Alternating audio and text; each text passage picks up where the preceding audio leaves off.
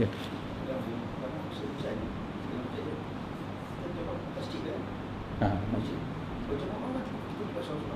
Okey. Sekarang ni soalan ni jamak hujan. Jamak hujan tuan-tuan sekalian. Sebenarnya para ulama ni berbeza pendapat. Jamak hujan ni kita boleh buat seorang-seorang.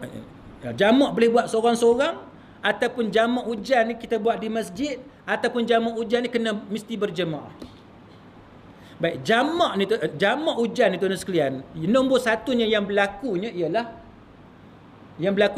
di masjid. Kan? Baik, di masjid. Maka bila hujan, itu pun hujan ni juga para ulama dia duduk bincang. Hujan ni hujan yang macam mana? Adakah hujan macam zaman kita ni boleh ataupun tak boleh? Mungkin tuan-tuan akan tanya, apa beza hujan zaman dulu dengan hujan zaman sekarang? Beza dia tuan-tuan sekalian, zaman dulu tak ada kereta. Kan, tak ada kenderaan. Macam kita sekarang, datanglah ribut macam mana sekalipun, kita terjejas tak? Tak terjejas sebab kereta tu tertutup rapat. Air tak kena dekat badan kita, udara sejuk tak kena pada badan kita, bahaya pun tidak ada. Kita boleh bawa kereta daripada rumah kita dengan selesa sampai ke masjid, kecuali masjid tu tidak ada bumbung, itu cerita lain. Untuk kereta kita basuh sekejap. Maka yang tu pun para ulama bincang. Tapi yang saya boleh cerita kepada tuan-tuan sekalian ialah sebenarnya jamak ni boleh dalam semua keadaan yang tuan-tuan tengok bahawa tuan-tuan perlu kepada jamak. Maksudnya macam ni, tuan-tuan duduk di masjid, tiba-tiba hujan. Kan? Tiba-tiba hujan. Dan tuan-tuan tengok keadaan tu, tuan-tuan kata, kalau kita nak balik dan sebagainya, menyebabkan kita payah nak datang balik dan sebagainya, maka pada masa tu boleh kita jamak. Tapi kita boleh agak hujan tu sekejap ke dan sebagainya, bergantung pada keadaan. Dan sebahagian pandangan mengatakan bahawa zaman kita sekarang ni lebih baik daripada zaman dulu, dan mereka mengatakan bahawa tak boleh. Ada juga pandangan sedemikian. Sebab apa? Sebab zaman kita sekarang ni dengan jalan tarnya, dengan keretanya dan sebagainya, maka mereka kata bahawa kesusahan sebagaimana zaman dulu tidak boleh disamakan. Maka sebab tu mereka kata walaupun zaman sekarang hujan, tapi tak boleh jamak. Tapi saya lebih cenderung untuk bersetuju dengan pandangan yang pertama, bahawa asalkan dia hujan, walaupun zaman kita sekarang ni lebih baik daripada zaman dulu, tetapi saya menerima pandangan yang pertama yang mengatakan bahawa boleh kita jamak. Kemudian soalan yang kedua tu ialah, boleh tak kita jamak, contohnya kita sembahyang berjemaah di rumah.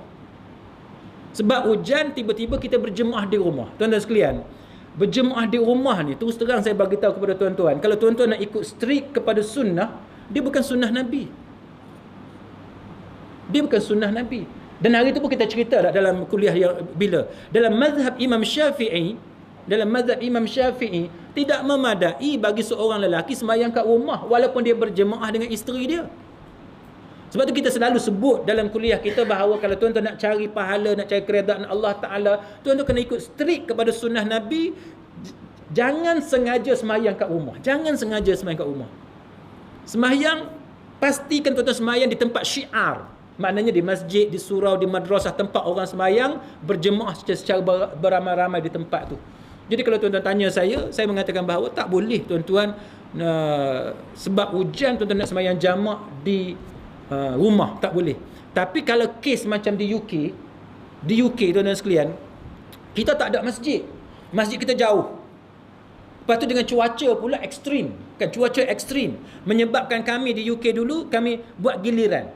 Rumah siapa yang kita jadikan surau minggu ni, contoh, minggu depan rumah orang lain pula. Kalau macam tu boleh kita jamak. Kan, sebab kesusahan bila kita nak keluar rumah, kita susah. Sebab Syekh Yusuf Al-Qaradawi dia kata, sebenarnya jamak ni kita jangan permudahkan dia. Bila rasa perlu sangat, baru kita jamak. Sama macam mesyuarat. Kalau mesyuarat, tuan-tuan boleh jenis mesyuarat panjang 3-4 jam. Tuan-tuan boleh keluar sekejap pergi bilik air sembahyang sekejap. Maka itu lebih baik tuan-tuan sembahyang dalam waktu dan bukan sembahyang jamak. Jamak ni bila kita tengok nanti kalau kita keluar, bos kita marah, performance jadi tak elok dan sebagainya, barulah kita jamak atas kemudahan yang Islam bagi kepada kita. Wallahu a'lam. Jarak yang dibolehkan untuk sembahyang qasar, kita pernah bincang bahawa Dari segi pendapat, dia ada beberapa pendapat. Antara pendapat yang dipakai dalam mazhab Syafi'i dan yang dipakai dalam negara kita ialah 2 marhalah. Kan, 2 marhalah. Kalau kita nak ambil antara 50 hingga 60 batu ataupun 80 km hingga 90 km lebih. Baik. Tetapi yang kita bincang hari itu, bila kita buat pentarjihan, para ulama mentarjihkan bahawa antara beberapa pendapat tentang jarak itu sebenarnya tidak ada jarak. Sebenarnya tidak ada jarak. Ada yang kata 3 batu pun ada. Kan? Ada yang kata 3 batu. Baik, sebenarnya tidak ada jarak. Yang penting kita keluar daripada kawasan rumah kita. Dalam konteks kita sekarang, yang senangnya keluar daripada Korea. Yang senang kita nak ambil kira. Keluar daripada taman perumahan ataupun keluar daripada Korea, kita dalam perjalanan walaupun tidak ada jarak tertentu, tapi keadaan kita tahu itu keadaan musafir.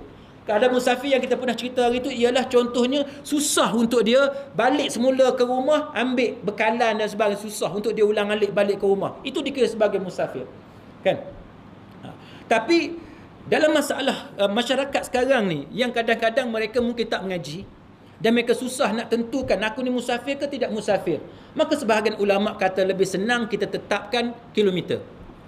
Sebab itu bila kita bercakap dengan orang awam, biasanya ulama dia lebih suka ambil 2 marhalah dengan mengatakan bahawa sekitar 80 hingga 90 km dan jangan terlalu rigid dari segi bilangan kilometer. Maknanya kalau dalam 70 lebih dekat-dekat 80 itu pun boleh dikira sebagai musafir.